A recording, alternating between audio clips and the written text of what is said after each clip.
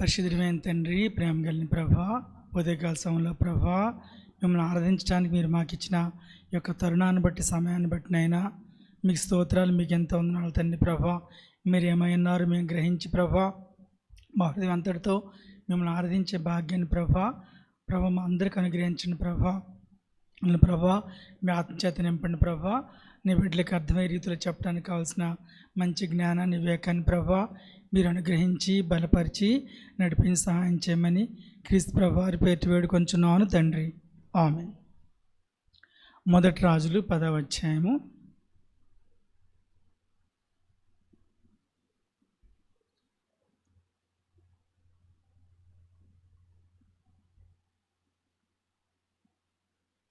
మొదటి 9 వచనాలు మనం మార్చి చదువుకుందాం.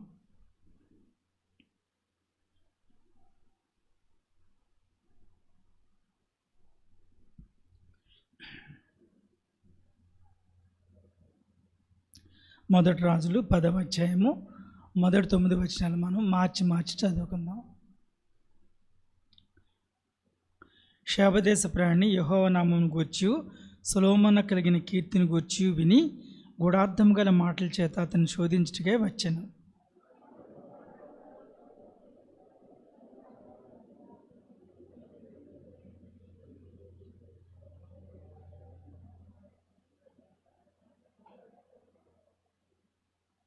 ఆమె వేసిన ప్రశ్నలన్నిటికీ సొలొమోను ప్రత్యుత్తరం చెప్పాను.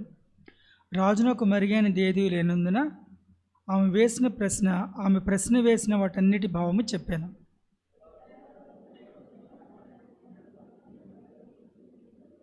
అతని బల్ల మీదనున్న భోజన ద్రవ్యములను, అతని సేవకులు కూర్చుండి పీఠములను, అతని ఉపచారులు కనిపెట్టుటను, వారి వస్త్రములను, అతని గిన్నెనందించి వారిని, యెహోవా మందిరమందు అతడు అర్పించి దహన బలులను చూచి విస్మయమొందినదై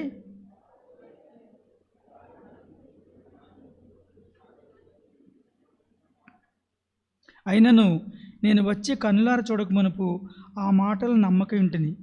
ఉన్నదానిలో సగమైనను నాతో చెప్పబడలేదని ఇప్పుడు నేను తెలుసుకొనుచున్నాను. నీ జ్ఞానమును, నీ భాగ్యమును నేను వినిన దానిని బహుగా మించి ఉన్నవి.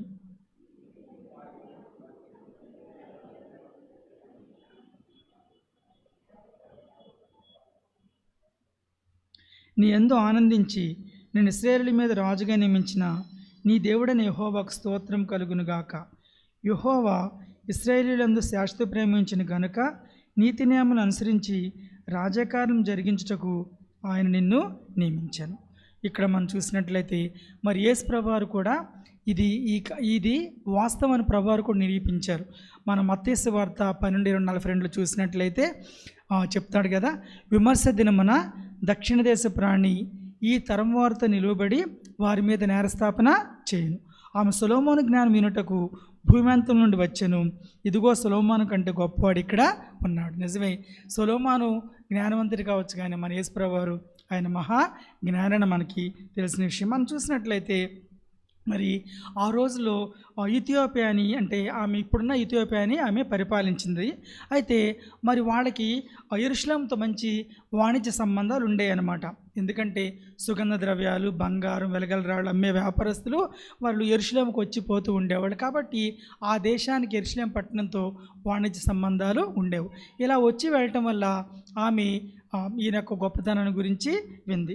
మనం చూసినట్లయితే మరి ఒకవేళ ఇది విన్నప్పుడు దేవుడిని గురించి కానీ, రాజనీతిని గురించి కానీ, అలాగే తన అంటే వ్యక్తిగత జీవితాన్ని గురించి కొన్ని ప్రశ్నలు శాబారాణిని మరి కలవరపరిచి ఉండుంటాయి. కాబట్టి ఈ ప్రశ్నల కలవర ఉంది కాబట్టి వాళ్ళు వచ్చి చెప్పినప్పుడు ఈమెకి సొలొమోను యొక్క జ్ఞానము, తర్వాత ఆయన కలిగి ఉన్న దేవుని గురించి తెలుసుకోవాలని ఆశ ఈమెలో కలిగినట్టు మనము చూస్తున్నాం. కాబట్టి సొలొమోనుకు ఉన్న వార్తలన్నీ కూడా జీవం గల దేవునితో ముడిపడున్న సంగతి ఆమెకి గ్రహించిందనమాట.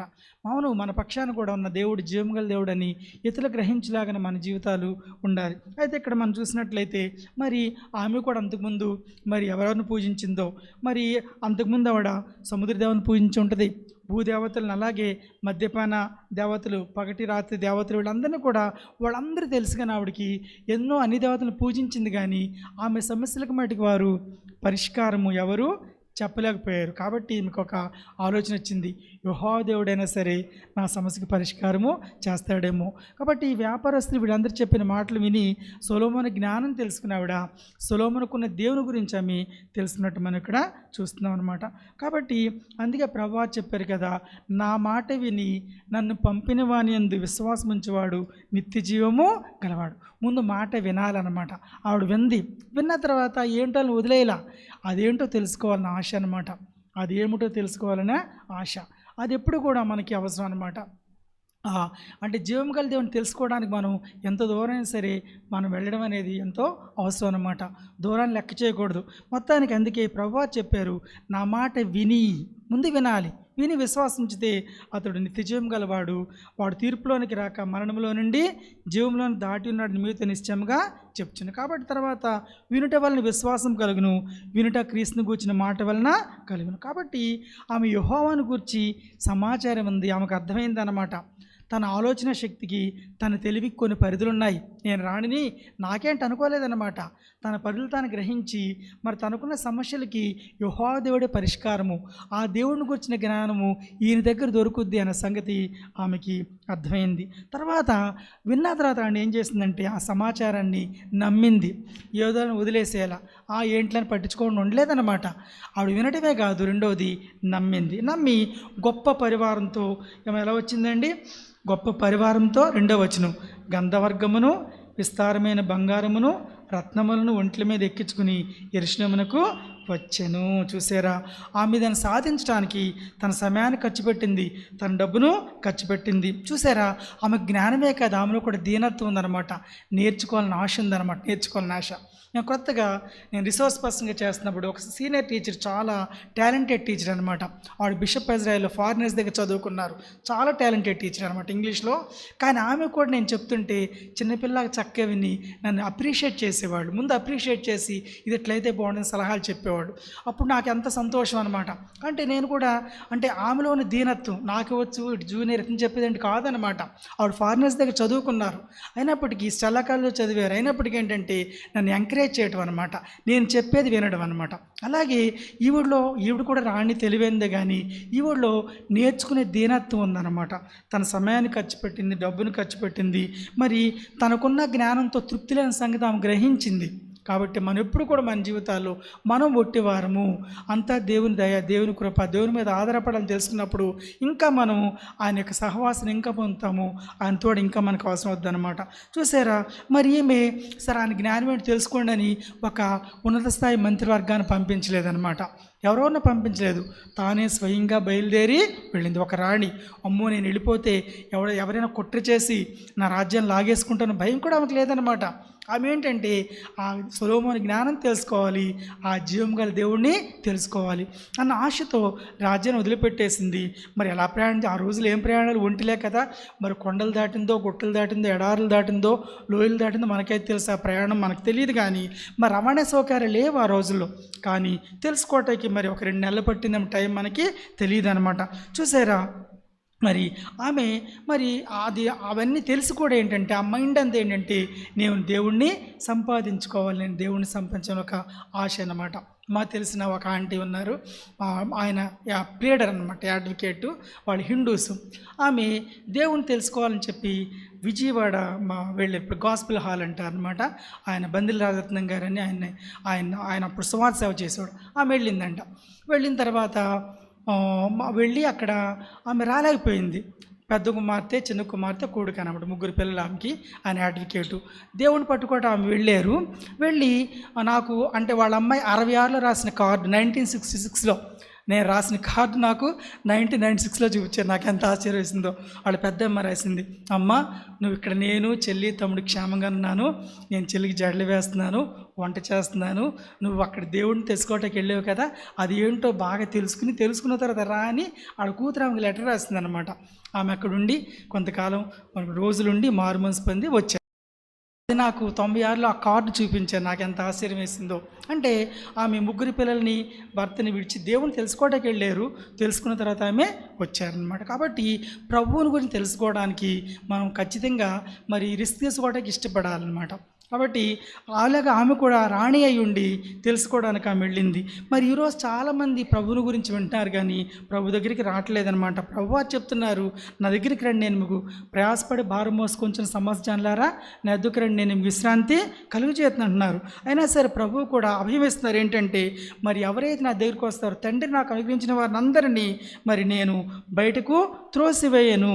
తండ్రి నాకు అనుగ్రహించే వారు నా దగ్గరకు వస్తారు, నేను వారిని బయటకు త్రోసివేయబడి చెప్తాను. అది కొంతమంది ఎందుకు రావట్లేదంటే, మీకు జీవము కలిగినట్లు మీరు నీ వద్దకు రానున్నారు. చూసారా, ఆమె నేరుగా డైరెక్ట్గా సొలొమోను దగ్గరికి వెళ్ళింది కానీ ఏ మంత్రుల దగ్గరికి ఆమె వెళ్ళలేదు, సొలొమోను దగ్గరికే వెళ్ళింది. నిజమే, మన ఆశ తీరాలంటే జీవము గల దేవుని దగ్గరికే రావాలి కానీ ఎవరొకరిదిగో కాక దగ్గర కానే కాదనమాట. అయితే ఆయన దగ్గరికి వస్తే ఏం దొరుకుతుందంటే, ఆయన దగ్గరికి వస్తే మనము ఆయన బిడ్డలంగా మారిపోతాం అనమాట. మనం కూడా ఆయన అంగీకరించి ఆయన బిడ్డలంగా మారామన్నమాట. మరి రాజాదిరాజు దేవాదేవునికి బిడ్డలంగా మనం రావడానికి కారణం మనం ఆయన దగ్గరికి వచ్చి మనం అంగీకరించాము, అలాగ మారాము. ప్రభువు చెప్పారు కదా, మరి నేనే మార్గమును సత్యమును జీవమును, నా ద్వారానే తప్ప ఎవడును తండ్రి వద్దకు రాడు. కాబట్టి ఆయనే మార్గం, ఆయనే సత్యము, ఆయనే జీవం. తర్వాత ఆమె సొలొమోనుతో కొన్ని ప్రశ్నలు వేసింది అనమాట. మనకు కొన్ని ప్రశ్నలు ఆమె వేసింది. ఇక్కడ మనకు కూడా కొన్ని ప్రశ్నలు వస్తాయి అన్నమాట.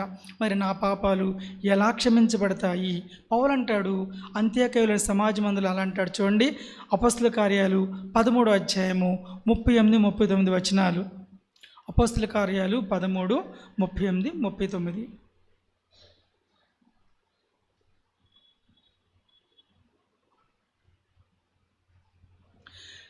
కాబట్టి సహోదరులారా, మీకు ఈయన ద్వారానే పాపక్షమాపణ ప్రచురమగుచున్నదనియు, మీరు మోషే ధర్మశాస్త్రములో ఏ విషయములో నీతిమంతులుగా తీర్చబడలేకపోతారో ఆ విషయములన్నింటిలో విశ్వసించి ప్రతివాడును ఈయన వలననే నీతిమంతులుగా తీర్చబడినని మీకు తెలియను. చూసారా, మరి యేసుక్రీస్తు ద్వారా మాత్రమే మనము నీతిమంతులుగా తీర్చబడతాం అన్నమాట.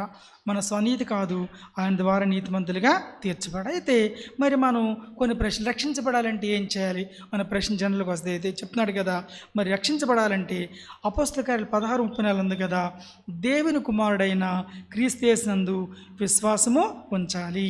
ఈయన ఒక్కడైనా ఇంకెవరు లేరా అని ఆలోచిస్తే గనక, రక్షించేవారు మరి ఎవరు ఉన్నారని ఆలోచిస్తే గనక అపొస్తలుల కార్యాలు 4వ అధ్యాయము 12వ వచనం. అపొస్తలుల కార్యాలు 4:12 చెప్తుంది కదా, మరి ఎవని వలన రక్షణ కలగదు, ఈయన నామమున రక్షణ పొందవలను కానీ ఆకాశం క్రింద మనుషులు ఇయ్యబడిన మరి ఏ నామమున రక్షణ పొందలేము. చూసారా, మరి ఏ నామమున రక్షణ పొందలేము. కాబట్టి ఈయన వల్లే పొందగలం అన్నమాట. ఎవరి వల్ల రక్షణ కలగదు కానీ ఆకాశం మన ఏ నామంలో రక్షణ అనేది లేదు. మరి ఆయనను చేర్చుకుంటాడు నాకు ఎలా తెలుస్తుందంటే, ప్రభువారు చెప్పారు, తండ్రి నాకు అనుగ్రహించే అందరూ నా ఎద్దుకు వస్తారు, నా ఎద్దుకు వచ్చేవా నేను ఎంత మాత్రము త్రోసి వేయను. కొన్నిసార్లు కొన్ని డౌట్స్ అనమాట, మరి నా పాపాలని కడిగివేయబడతాయా, నేను ఘోర పాపని డౌట్స్ వస్తాయి అనమాట. దేవుని వాక్యం చెప్తుంది కదా, 1 యోహాను 1వ అధ్యాయం 7వ వచనం. 1 యోహాను 1:7.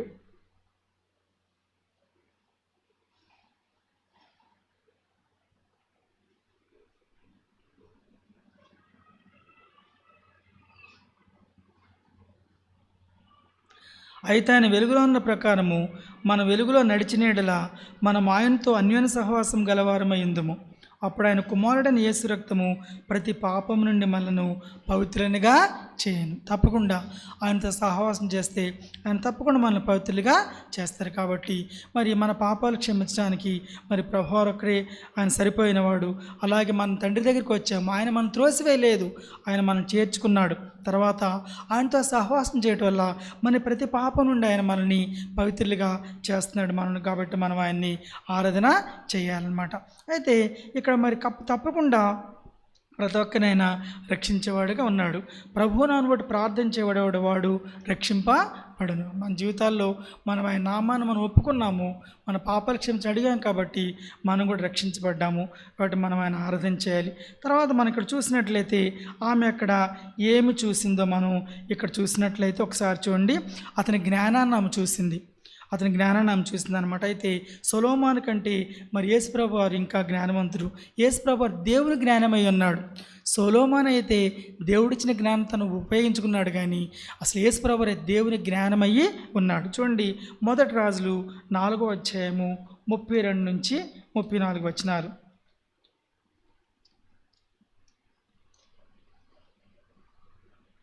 మొదటి రాజులు 4:32 నుంచి 34. అతడు 3000 సామెతలు చెప్పాను, 1005 కీర్తనలు రచించాను.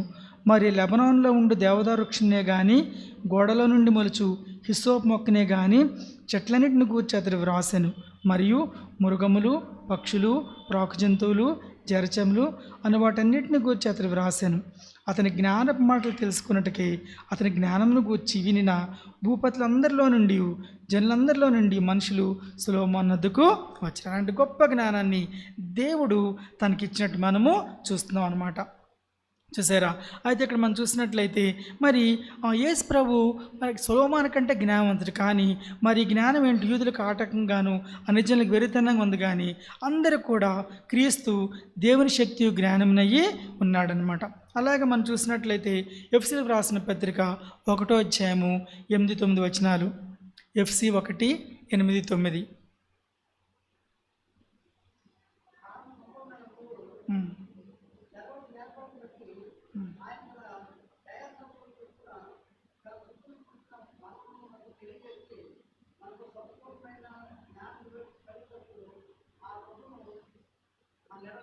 చూసారా? మనకు సంపూర్ణమైన జ్ఞాన వివేచన కలుగుటకు ఆ కృపను మన ఎడల విస్తరింప చేశాను.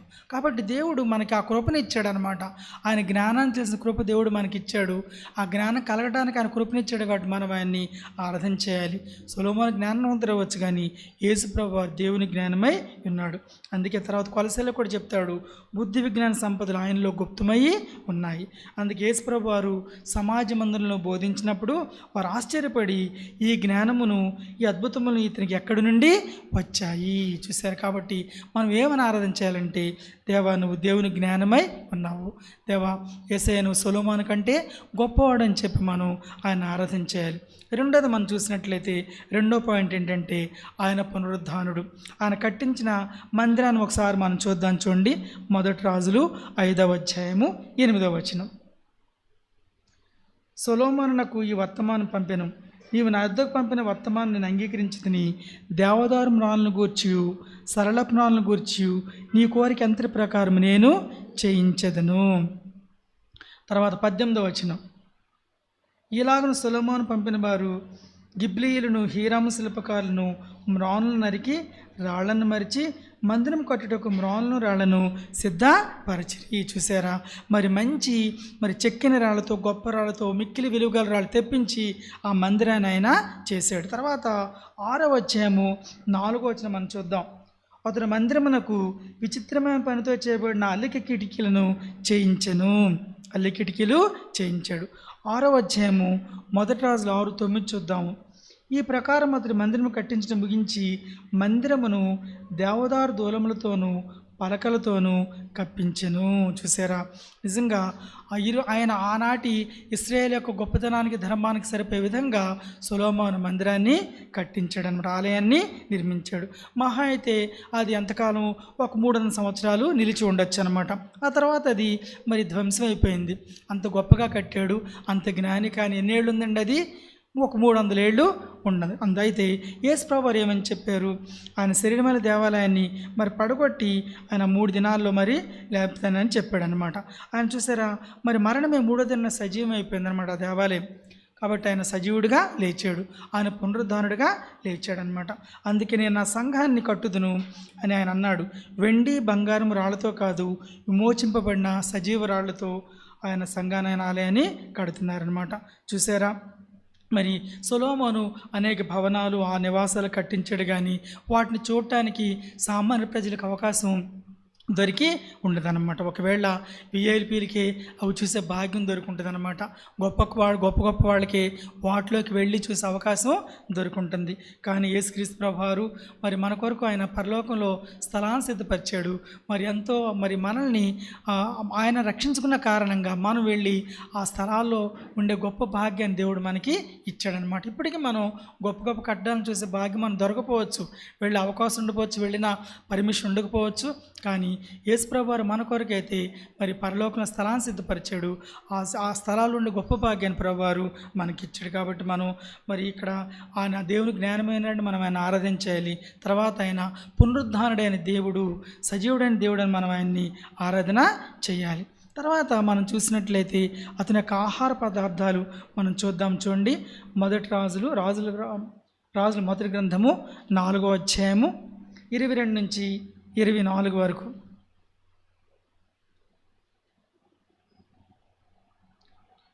ఒక్కొక్క దినం నాకు సొలొమోను భోజన సామాగ్రి ఎంత అనగా 600 తూముల సన్నపు గోధుమ పిండియు, 1200 తూముల మొతక పిండియు, కురువినేట్లు 10, విడియేట్లు 20, 100 గొర్రెలను, ఇవిగాక ఎర్రదుప్పులు, దుప్పులు, జింకలు, కురవిన బాతులు తేబడను.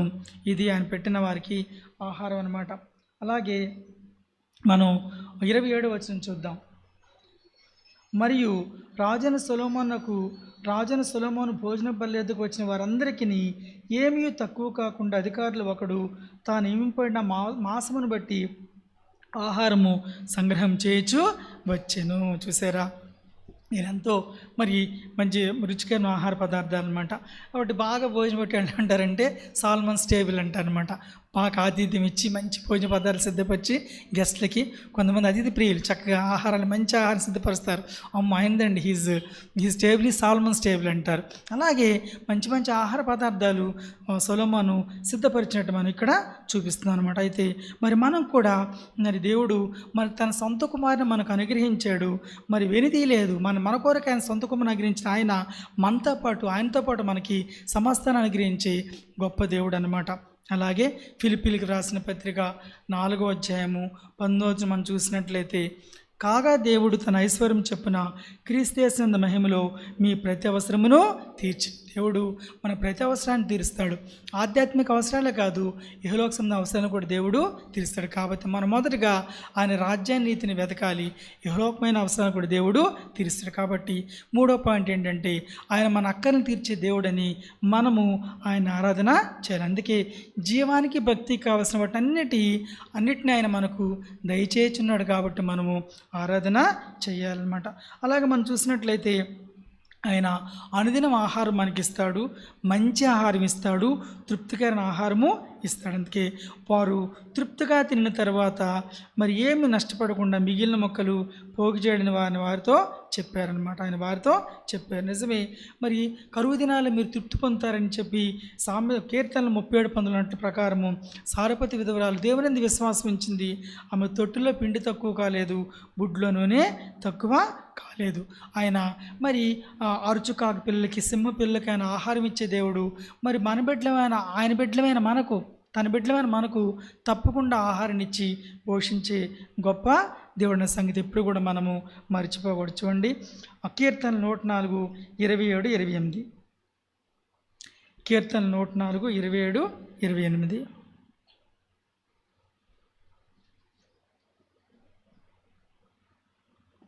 మహాసముద్రములోని జలచరములు, మకరము ఇవన్నీ తగిన కాలమందు ఆహారం ఇచ్చిదవని నీ దయ కొరకు కనిపెట్టుచున్నవి.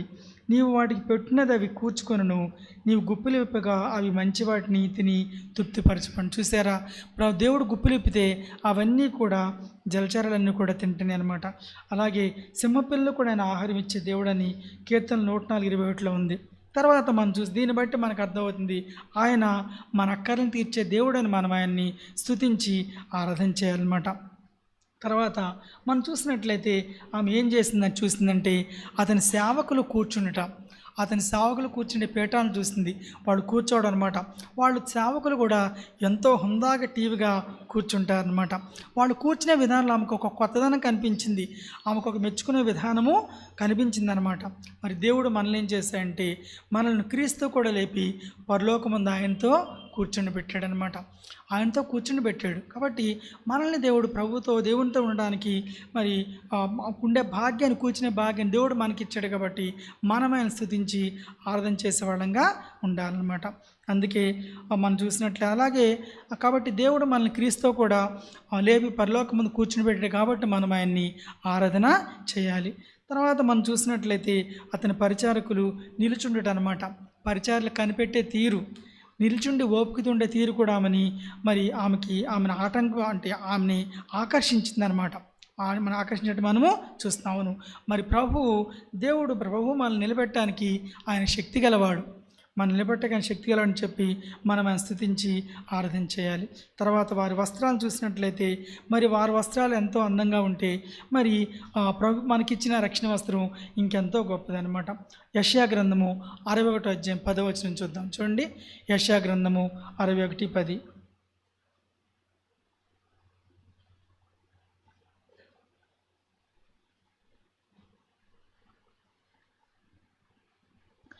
శృంగారమైన పాగా ధరించుకున్న పెండ్లు కుమారుని రీతిగాను, ఆభరణములతో అలంకరించుకున్న పెండ్లు కుమార్తె రీతిగాను ఆయన రక్షణ వస్త్రములు నాకు ధరింపచేసి ఉన్నాడు.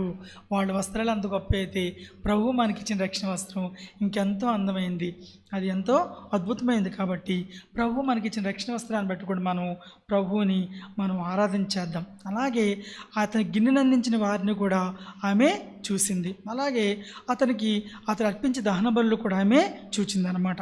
ఇదంతా చూసినప్పుడు ఏం జరిగిందంటే ఆమెకు ఆశ్చర్యం వేసింది, విస్మయం పొందింది. అంతేకాదు తనను తాను తగ్గించిందనమాట. అవును, దైవ ప్రత్యక్షత కలిగినప్పుడు మనం ఎంత అలుపులో మనం తగ్గించుకుంటాం అనమాట. మనలో దేవుని ప్రత్యక్ష లేనప్పుడు మనమే చేసాము, మనమే కష్టపడ్డాం, ఇంత చేశాను నేను, ఇది నా సామర్థ్యం అనుకుంటాం. కానీ దేవుని యొక్క సహాయం దేవుని చూసినప్పుడు మనకి అర్థమవుతుంది, మనం తగ్గించుకుంటాం అనమాట. అందుకే మరి యోబు అంటాడు కదా, యోబు 40:4 వచనంలో, చిత్తగించము నేను నీచుడను, నేను నీకు ఏమని ప్రత్యుత్తరం ఇచ్చేదను. చిత్తగించము నేను నీచుడను, నేను నీకు ఏమని ప్రత్యుత్తరం ఇచ్చేదను. కాబట్టి దేవుని వైపు చూసినప్పుడు మనం ఎంత తక్కువ మనకు అర్థం అవుద్ది, మనం అంతగా తగ్గించుకుంటాం అనమాట. ఈ యెషయా కూడా దేవుని యొక్క పరిశుద్ధుని దేవుని చూసినప్పుడు అంటాడు కదా, అయ్యో నేను అపవిత్రమైన పెదవులు గలవాడును, అపవిత్రమైన పెదవులు గల జనుల మధ్య నివసించేవాడును, నేను నశించి తిని రాజుల సైన్యాధిపతి యెహోవా నేను కనులారా చూచాను. అవును, దేవుని చూసినప్పుడు మనం ఎంత అల్పులో మనకు అర్థం అవుద్ది, మనం తగ్గించుకుంటాము. అప్పుడు ఆయన గొప్పవాడని తెలిసి మనం ఆయన్ని ఆరాధన చేస్తాం. కాబట్టి ప్రభువు మన పాపాలను క్షమించాడు. దేవుడు తన దగ్గర పంపించినప్పుడు ప్రభువారు మనల్ని ఎవరిని కూడా త్రోసివేయలేదు. ఆయనతో సహవాసట్లు చేయడం వల్ల మన ప్రతి పాపాన్ని కడుగుతున్నాడు. మనం ఆయన ఆరాధన చేద్దాం. తర్వాత ఆయన దేవుని జ్ఞానమై ఉన్నాడని మనం ఆయన ఆరాధన చేద్దాము. ఆయన పునరుద్ధానుడని మనము ఆయన ఆరాధన చేద్దాము. అలాగే ఆయన మన ప్రతి అక్కర్లని తీర్చే దేవుడని ఆయన మనం ఆరాధించేద్దాము. మరి క్రీస్తు కూడా లేపి దేవుడు మనల్ని పరలోకమందు కూర్చుండి పెట్టాడని ఆరాధించేద్దాము. అలాగే ఆయన మనకిచ్చిన రక్షణ వస్త్రాన్ని బట్టి మనం ఆయన ఆరాధన చేద్దాం. మీరు సిద్ధపడి వచ్చిన దాన్ని బట్టి కానీ వినవర్తమానాన్ని బట్టి కానీ ఆరాధన చేయండి.